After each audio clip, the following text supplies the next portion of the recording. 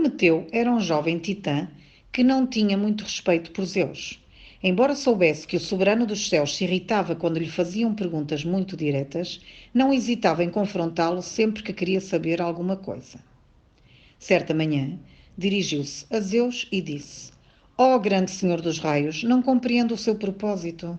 O senhor colocou a raça humana sobre a terra, mas insiste em mantê-la na ignorância e na escuridão. Da raça humana cuido eu, respondeu Zeus. O que chama de ignorância é inocência. O que chama de escuridão é a sombra da minha vontade. Os mortais estão felizes como estão. E foram concebidos de tal forma que vão continuar felizes até que alguém os convença do contrário. Para mim, esse assunto está encerrado. Mas Prometeu continuou. Olhe para a terra. Olhe para os homens. Eles vivem nas cavernas. Andam à mercê dos animais selvagens e das mudanças do tempo. Comem carne crua. Se existe algum propósito nisso, eu imploro, diga-me qual é. Por que o Senhor se recusa a dar aos homens o dom do fogo? Zeus respondeu: Por acaso não sabe, jovem Prometeu, que para cada dom existe uma punição? É assim que as moiras fiam o destino, ao qual até mesmo os deuses se devem submeter. Os mortais não conhecem o fogo, é verdade, nem os ofícios que dele advêm. Por outro lado, também não conhecem a doença, a velhice, a guerra, nem aquela peste interior chamada preocupação. Acredita em mim, eles estão felizes sem o fogo, e assim devem permanecer. Felizes como os animais, argumentou Prometeu. Qual é o sentido de criar os humanos e fazer deles uma raça distinta, dotando-os de escassa pelagem, de certa inteligência e do curioso charme da imprevisibilidade? Se devem viver dessa maneira, por que separá-los dos animais?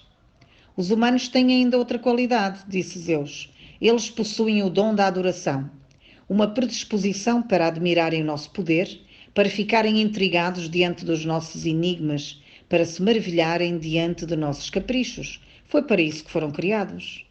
Mas não ficariam mais interessantes se dominassem o fogo e criassem maravilhas com ele? Mais interessantes talvez, porém infinitamente mais perigosos. Pois os humanos contam ainda com esta característica, a vaidade, um orgulho próprio que ao menor estímulo pode adquirir proporções descomunais. Dê-lhes o progresso e eles imediatamente se esquecerão daquilo que os torna tão aprazíveis, a humildade, a disposição para adorar.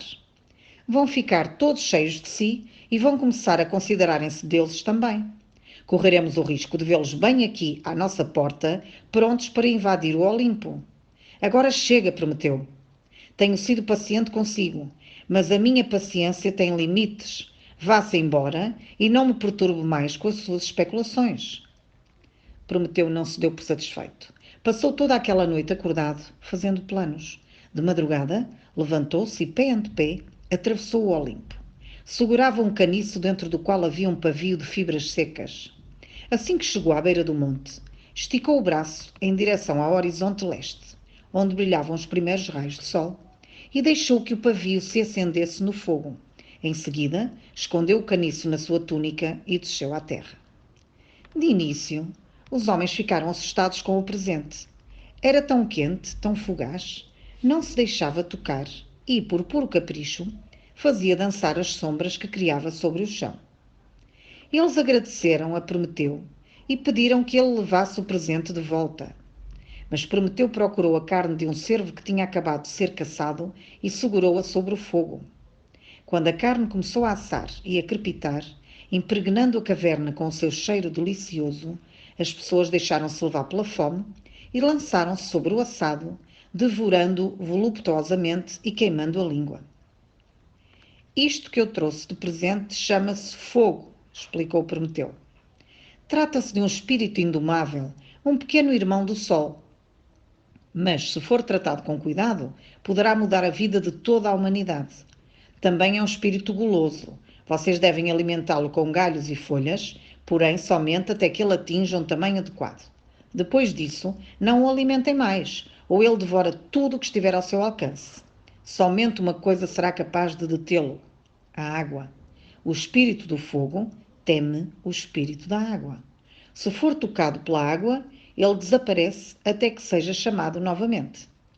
Prometeu saiu da caverna onde estava e deixou uma fogueira acesa. Criancinhas com olhos arregalados juntaram-se em torno da novidade. Em seguida, percorreu todas as cavernas sobre a face da terra e repetiu o mesmo discurso. Algum tempo depois, Zeus olhou do alto do Olimpo e ficou perplexo. Tudo havia mudado. Os homens haviam deixado as suas cavernas.